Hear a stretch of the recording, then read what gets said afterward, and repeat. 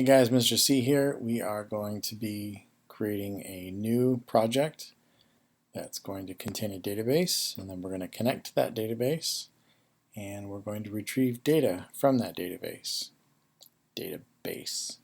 Well, first thing we're going to do is create the workspace in Cloud9 by clicking on the big plus there. And this workspace is going to be called week 11. And this is going to be a PHP Apache template, so be sure you click PHP Apache and then create workspace.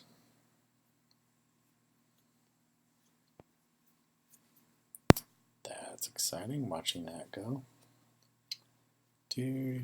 So once we get this running, we're going to be hitting the terminal to install MySQL. And then we'll also be installing phpMyAdmin, which is something that allows you to work with the database directly. We can do it through terminal, but it's a lot easier to see what we're doing, and there's a lot more options available that way. Well, there's not more options, but it's easier for us to see the options because it's visual. Okay, that's all. All right, so first thing I'm going to do is close out this README, and I'm going to right click, and I'm going to delete the hello world. And I'm going to delete the README file. And I'm going to go ahead and install MySQL. Oops, so I'm going to type MySQL-ctl install.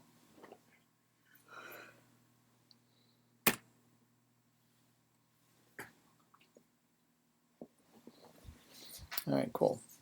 Now you'll note that once it's finished doing that, it tells you the username, which is going to be the same username that you signed up with Cloud9, and then the database name, and this will make sense in a minute here.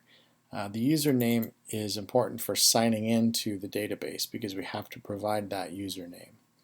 All right, now let's go ahead and install phpMyAdmin. So phpMyAdmin -ctl space install.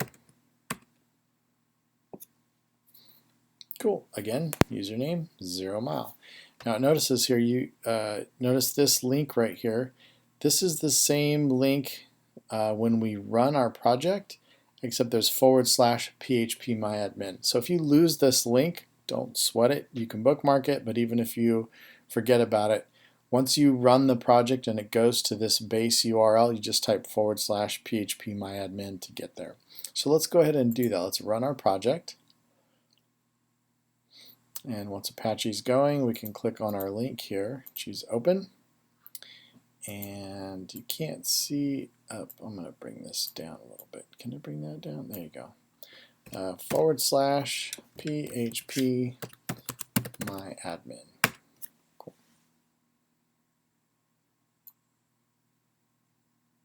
And it takes us to the admin page. Here's where you type your username. Remember, this was given to you over in terminal here when you created the phpMyAdmin install. And the password is always going to be blank. So click go. Awesome. All right.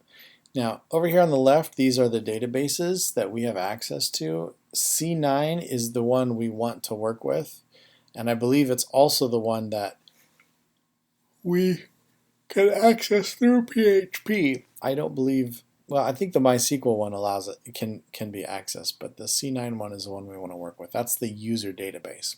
And think of a database as a big box that can contain littler boxes, and inside those little boxes are little file cards. Let's say you've got recipes, and in those recipes you've got the title of the recipe, you've got the area of ingredients, you've got the instructions, and you've got some notes. And every recipe card looks just like that. And the ingredients are going to be different, the title is going to be different, the notes are going to be different, and the instructions are going to be different, but they're all related to each other on that card. And the types of data are all the same. and then those all go into a little box of other cards, and then those go into the big box. So those little boxes are called tables, and the big box is called a database. So if I click on that database, there's no tables in here, and so I can create one, and I'm going to call this one people. And the number of columns is the number of pieces of data I want each record to contain, or each card to contain. And we're going to say 4 for this one. And then click Go. All right, now it takes us to creating the structure of the database. And don't be overwhelmed by all these options here. The two fields that we're concerned with is the name and the type for the most part. The name is the name of that field. So if this was a recipe one, that would be maybe title of the recipe, right? Title, or recipe name, something like that. But in this instance, we want to create an ID to identify each of these records. And we're going to give it a length of 3.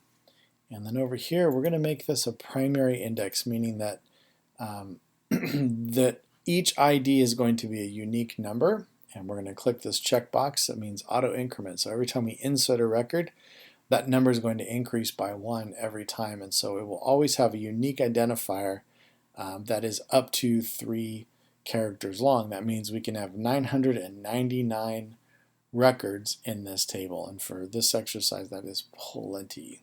Okay, next up is first name. And we're going to set the type of that to variable character, or varchar. And we'll give it a length of 50. And then, not second name, last name. And we're also going to make this varchar and 50. And then finally, fave color, varchar 50. So what that means is that the database, within this table, the database program is going to reserve 50 characters for each of these records, for these columns here. So you can have up to 50 characters for the first name, up to 50 characters for the last name, and up to 50 characters for your favorite color. And once you're done with that, go ahead and click Save. All right, we've created our first table.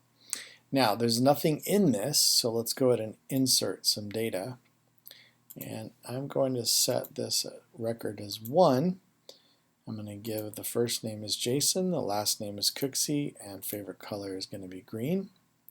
This one I'm going to set as 2, and this one's going to be Jacob Reba, and Jacob's favorite color is magenta. All right, once I'm done with that, I click Go. And this is what SQL language looks like, SQL language. It's pronounced SQL. And if I click on the Browse tab up here, I can see here are my 2 records. There's the ID 1, ID 2, my first name, last name, favorite color, first name, last name, favorite color. All right, so we're good to go. We have created a database. We've used the C9 database. We created a new table called people, and we inserted 2 records onto that.